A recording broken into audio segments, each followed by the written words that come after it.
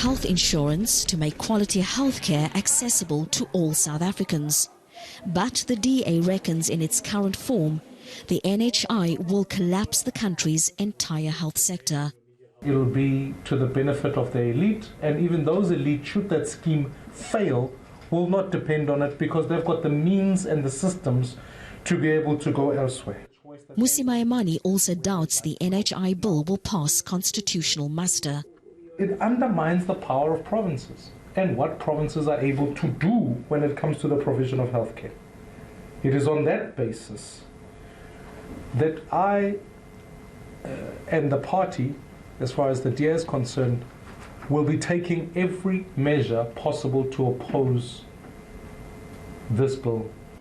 The DA says government's plans to nationalize healthcare and place all medical services under state control is dangerous and will lead to more corruption.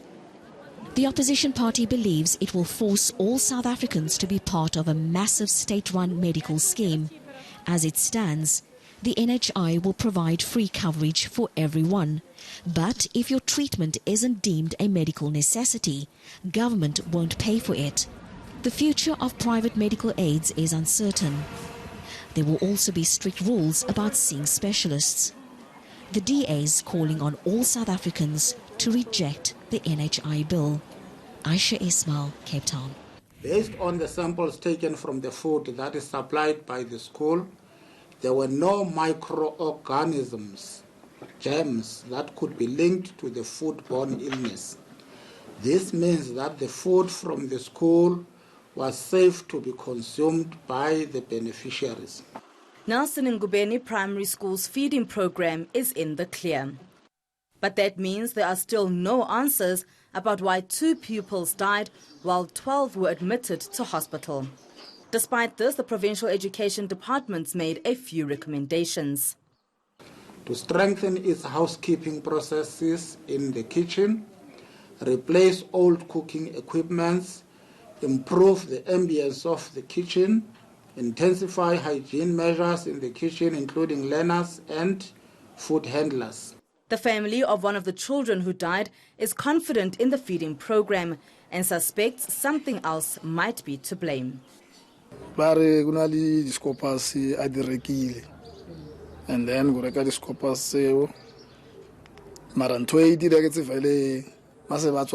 after school. Police are now investigating the snacks bought by pupils at various tuck shops. If ever somebody is responsible, and somebody must be accountable for the death of those learners. The department is advising parents to speak to their children about buying food from street vendors and to refrain from giving pupils money to do so. Emalahleni, Mpumalanga. Mixed reactions from Mitchell's Plain residents to the army's presence on their streets. They shouldn't go immediately. They should stay more hours and patrol every night the streets, because they shoot every night. That's very dangerous. No, we know that because the army come hit us every day. When they come here, they're hitting the people, and the people is scared to come make cases because they will come back and hit us again. They hit me last night, kicked me with their boots here. But Police Minister Becky Cele believes this is not how most people feel. Let's all agree that is not an ideal world to send soldiers to communities. Let's all agree on that. That's why we all agree that is temporal. But for now, in a structured form, the communities have said they welcome the presence of the army here. He says the army only supports police and does not lead raids. But Kele concedes the murder rate is still too high. We would have loved that the stabilization have happened in much lesser numbers. You remember one weekend, we were 25 murders that happened, and we have gone back to 40s, including this weekend. So, but it looks like that's a number that has stayed on, which is a very high number for murders. We know this is what the whole of South Africa wants. Kele says the Western Cape Police Force will be bolstered when 1,000 trainees graduate at the end of the year. Lindsay Dentlinger, Cape Town. According to crime statistics released in the previous financial year, an average of 110 rapes happen in South Africa every day. According to police statistics, They recorded 40,000 rapes in the 2017-2018 financial year. This is up from 39,800 in the previous financial year. And these are just rapes that are being reported. Many go unreported. So what happens if you want to report an attack but find that the police station has run out of rape kits? There was a point, like when we terminated the contract with the supplier, there was a point where when we came to a certain point, we found that, listen, the situation has gotten to a dire situation where we needed to put in a particular intervention to overcome it. And that's when we decided to instruct the provinces to procure on a quotation basis. Now we're looking at, when you look at the statistics from March, April, May, June, July last year, the situation was bleak. But I cannot say now that the situation is the same, because I know for a fact there is sufficient kits.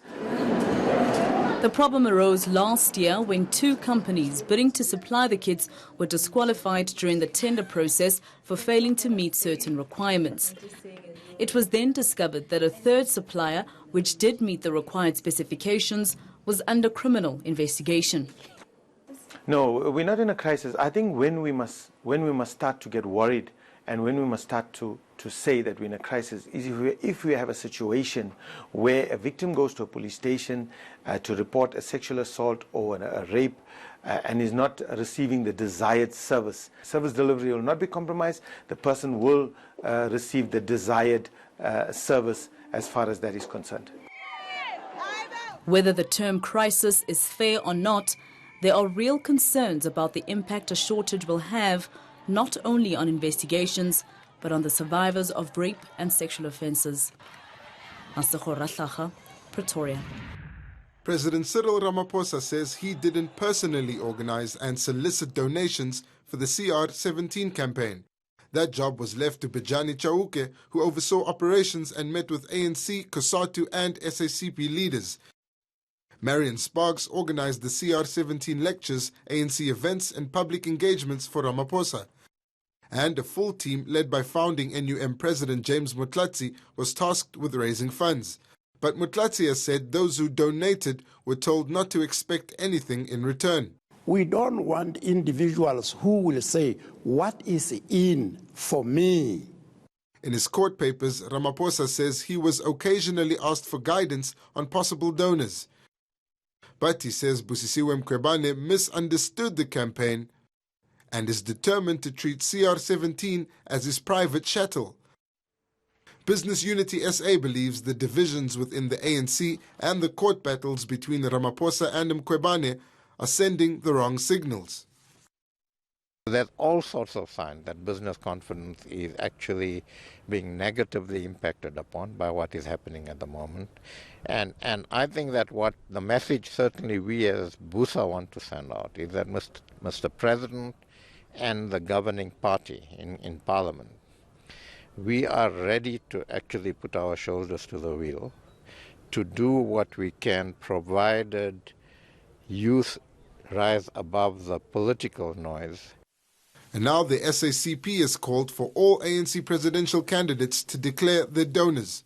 There must be a regulation in this regard, and people must open up and say, these are the people that funded us. The ANC is expected to discuss campaign financing at the next meeting of its NEC. Govin Whittles, Johannesburg. Enige boodskap gee. Toe Harold Perlebies op daar na die Seatse kant toe gaan hy. Vir my was dit 'n wonderlike boodskap geweest, want op 'n 63-jarige ouderdom gaan hy nou in groot eystervoelse vlerke klim.